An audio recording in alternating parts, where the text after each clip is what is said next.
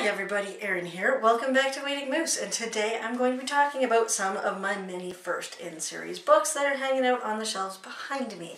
I have 2 full shelves of first-in-series books. These are books that I have not read yet.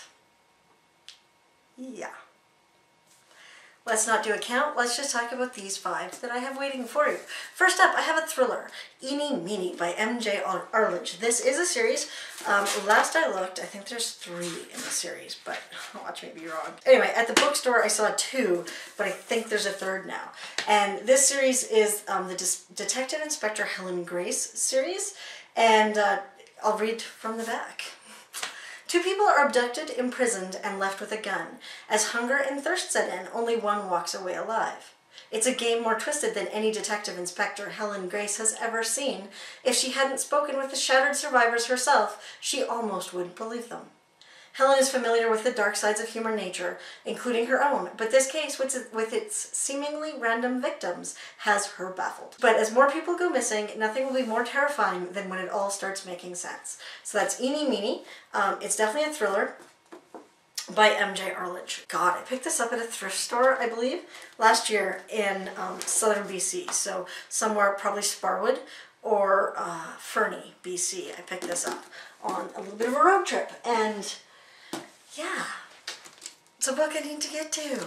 Oh yeah, this is the first in the series. This one is Liam Campbell, the Liam Campbell series, and it's Fire and Ice by Dana Stabenow. This is a spin-off series from Dana Stabenow's Kate Shugak series, which is fantastic. It's set in Alaska, and it just really, they're just amazing books. I so love them. And they're set in Alaska. There are not many books, at least not crime series, set in Alaska that I've found so far. So, and I'll read the synopsis for this one. Newenham, Alaska is a long way from the big city comforts of Anchorage, where Sergeant Liam Campbell was an up-and-coming state trooper with everything going his way. But that was before his life unraveled, before 5 people died on his watch, and a drunk driver killed his son and put his wife into a coma. Transferred into disgrace to this rough-and-tumble fishing town on the shores of Bristol Bay, Liam knows Newenham is the end of the line, but it's also his last shot at getting his life back. I want to read this now! I shouldn't be doing this! Now I gotta start another series! Oh my god! Okay, but he's about to come in for a very rough landing. Stepping onto the airstrip at Newenham, Liam walks into a crime scene, a dead body torn apart by the propeller of a Piper Super Cub. And as if that isn't enough of a welcome, the woman bending over the corpse is Wyanette Chouinard, the only woman Liam ever truly loved, and soon to be his prime suspect. The dead man was Bob DeCreft, a herring spotter trained to pick out the silvery flashes and deep blue swells of prized schools of fish from the air. As Liam reconstructs the last days of DeCreft's life, he realizes that while violence comes easily in this remote outpost, the truth is more elusive. From the fishing fleet of a fortune-hunting businessman to the tar paper shacks of dirt-poor natives, Liam struggles against the currents of fear, silence, and deception to unravel an intricate web of financial double-dealing, sexual exploitation, and dark family secrets. In the process, he will learn more about those he loves and about himself than he ever wanted to know. And the author, Dana Stabenow, is actually an Alaska native. Like, not native. She lives in Alaska. Okay, moving on. This one is one that I picked up at the Boxing Day sale, in the Boxing Day sale at Book Outlet. And this is Murder at Barclay Meadow, and it's by Wendy Sand Eckel. So it's a cozy mystery featuring an endearing heroine building a new life in a small town on the eastern shores of Maryland. Perfect for fans of Jessica Beck and Carolyn Hart. So if you like them, these might be up your alley. Rosalie Hart's world has been upended after her husband confesses to an affair. She exiles herself to her late aunt's farmhouse on Maryland's eastern shore. With its fields untended and the house itself in disrepair, Barclay Meadow couldn't be more different from the tidy DC suburb Rosalie used to call home. Just when she feels convinced things couldn't get any worse, Rosalie finds a body floating in her marsh grasses. When the sheriff declares the death an accident, she becomes suspicious. The dead girl, Megan, reminds her of her own daughter, who has recently gone off to college, and she feels a responsibility to find out the truth. Rosalie confides her doubts to her friends in her creative writing class, and they ask to join her investigation, beginning the search in earnest. Meanwhile, Rosalie works on restoring Barclay Meadow to its former glory with help from the rugged Tyler Wells, love interest, a farmer who once leased the land. When Rosalie discovers her aunt's favorite bread recipe on a yellowed index card, she begins baking, and with her deep love for nourishing others rekindled, she starts to feel alive again.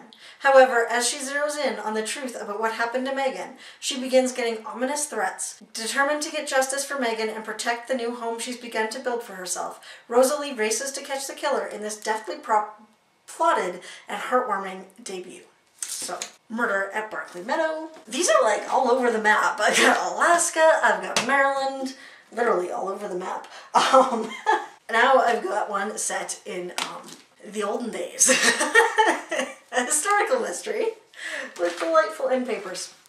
This one I picked up at one of my library book sales, so I got it for like 20 cents, 25 cents. It's fantastic. And this is it's a novel of Tudor England, and it is the, it's the Matthew Shardlake Mysteries. It is the winter of 1557. I can't tell, it's under the tape. And England is divided into those faithful to the Catholic Church and those loyal to the King and the newly established Church of England. Thomas Cromwell, Henry VIII's feared vicar general, crusades against the old church with savage new laws, rigged trials, and a vast network of informers. Queen Anne Boleyn has been beheaded, and the monasteries are being dissolved, their treasures pillaged, and their lands eyed greedily by courtiers and country gentry. But having put down one people's rebellion, Cromwell is afraid another might topple the realm. So when one of his commissioners is murdered in the monastery at Sarnsey on the south coast of England, he enlists his fellow reformer Matthew Shardlake, a lawyer renowned as the sharpest hunchback in the courts of England, to head the inquiry. So there you go. It's a bit of the setting. You know, I've heard so many great things about this from Mel at Mel's Bookland Adventures, from Jess at Garden Scriptorium, and I think there's someone else reading this series as well. So if it's you, let me know in the comments down below. But this is definitely high on my list of books that I need, or series that I need to get started. And the good thing is it's not very long. Plus, I've got the second one on my shelf over there. But I'm really trying to be good and not start a bunch of new series this year. And finally, Arnaldur Indridsson's Reykjavik Nights. This is a mystery set, a police procedural, I believe, set in Iceland. So in this stunning prequel to his critically acclaimed Inspector Erlander series, Arnaldur Indridason gives his devoted fans a real shock. As the book opens, Erlander is a young officer assigned to traffic duties. He is not yet a detective. He works nights. Reykjavik's nights are full of car crashes, robberies, fights, drinking, and sometimes an unexplained death. One night, a homeless man named Erlander knows is found drowned. Few people care. Then a young woman on her way home from a club vanishes, and both cases go cold.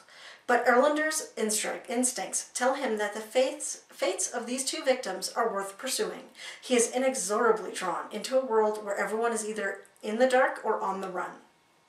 It's a multi-layered classic suspense from a world-class writer at the top of his game. So that's actually, I thought it was the first in the series, but it sounds like it's a prequel. So it's the first in the series, but it's definitely not the first in the series chronologically. But I don't care. It sounds fascinating. I'll be reading this. So yeah, there you go. There are 5 of the first in the series books that are hanging out on my shelves. Have you read any of these? Are you interested in any of these? Let me know. I'll talk to you guys later. Bye!